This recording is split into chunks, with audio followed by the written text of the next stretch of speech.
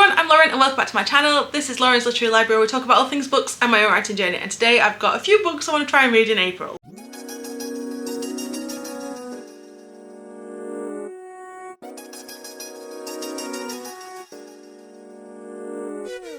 I'm not very good with doing TBRs. I've been trying with my reading journal over the past, well, since the start of January. I've been trying to like put some books in there and try and read the ones that I'm saying, and I thought, as soon as I've made my comeback to YouTube now, so I'd try and correlate that into a video. And I think I've been a little bit ambitious so far this year. I've only read 4 books each month, apart from January where I only read 2.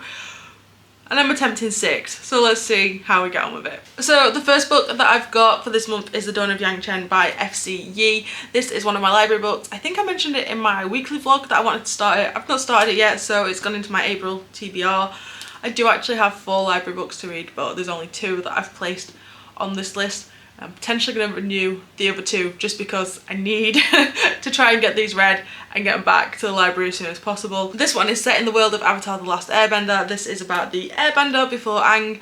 So yes, I'm intrigued by it. I'm expecting it to be somewhat like the Kyoshi book, where it's like the way that Yang Chen becomes the Avatar, maybe her motivations for how she rules as the Avatar. I say rules, but how she takes that avatarness and like how she holds it and what she uses as motivations behind the choices that she makes.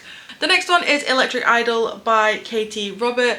This one is an Eros and Psyche retelling, and I don't really know much else about it. I know that Katie Robert is more known for spicy work, so I'm kind of excited for that because I do like a Greek retelling, and if the relationship dynamic on it works well, oh, I feel like this is going to be a good one, especially because she already gets so much acclaim anyway for the sort of story, for the style that she does. But I don't really know much else about it, and I'm kind of happy about that. I like to go in a little bit blind to these books. The next book I've got is The Serpent and the Wings of Night by Carissa Broadbent. This is, I think it's the first one in the Crows of Nyaxia. I just know it's the first one in the series. Apparently there's vampires. I found that out recently. This is my What's That Book Club Mums Group book of the month for April. I have had this for a while. If I'd have known it was vampires before, it'd already been read because I love me a vampire story. But I don't know much else about it, apart from I really enjoyed The Daughter of No Worlds by Carissa Broadbent, and I'm hoping that like this one hits the same sort of vibes. Oh, I'm so excited, and I hope this is a good one because the book club books unfortunately have been like really up and down. There've been some really great ones but a lot of really terrible ones. The next book that I have is The School of Good and Evil by Saman Chainane. I've had this book for a couple of years. I watched the film, I want to say like November time, and it wasn't great. So I'm hoping it's a case of a really bad adaptation and this is really good, because I've heard really good things about this series and I would like to read all of it if I can. I don't know if the film was the entire series bunched into like 2 hours, in which case that's probably why it didn't work. All I know is that it's 2 friends, and one is sent to the school for good and one is sent to the school for evil, and yeah, some sort of like shenanigans are afoot from there. But I'm really hoping I like it, but this is in an attempt to clear off my TBR because I've had it for a while and I just need to get around to it. The 5th book that I have chosen for April is Lion by Saru Braley. I have owned this book since, I want to say 2017, and I know that, oh, it's non-fiction. I didn't even know it was non-fiction. I just picked it up in Waterstones when I was in another book club, and yeah, I just never got around to reading it. It's a very short book. I'm hoping that I can get to it quite quickly. There's some pictures in the middle of the book that I didn't know about. But yeah, again, it's just one that's been sat on my shelves for ages, and I really want to streamline down the books that I've got to books that I love, rather than just buying books for no reason. So I think this one, I'm hoping this one gets read so that I can make a decision on it. I have a feeling that this one probably won't be kept, just because I don't really reread non-fiction a lot.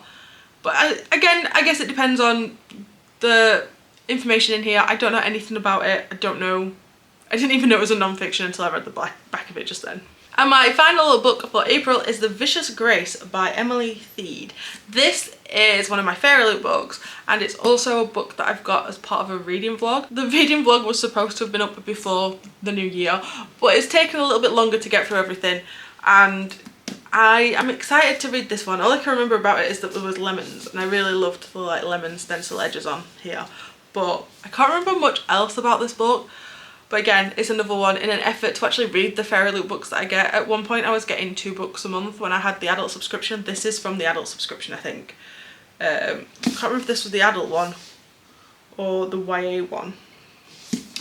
But yeah, it was at the point where I was getting 2 books a month, and my shelves have got so many Fairy Loot special editions on them that I haven't read, and I really need to just get through them. So my plan was to try and do a little Fairy Loot reading vlog, picking some of the books that I've had, 1 the longest and 2 just seemed kind of interesting that maybe I'd like, and doing a reading vlog for you to go through.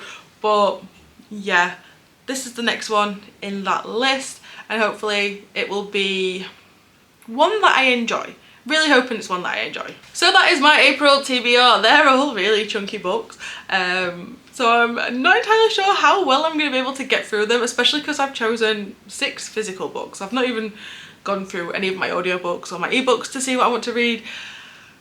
So I'm hoping that I've not set myself up for failure. If I can get to 3 of them, I would count that as a really good win.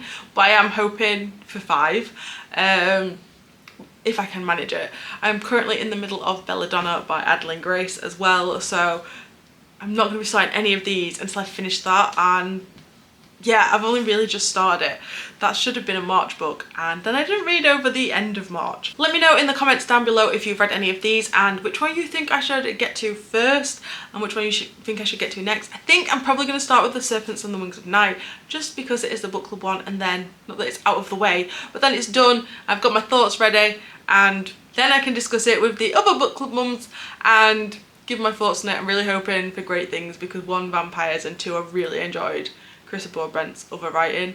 So I'm hoping that that carries through with this book, seeing as this one was picked up traditionally before Daughter of No World. If you like this video, give it a like, and if you want to see more of my videos, don't forget to hit subscribe. There should be a new one out every single week. So far, we are doing really well with that, and I'm super proud of myself. I hope you're well and you're all staying safe, and until next time, bye!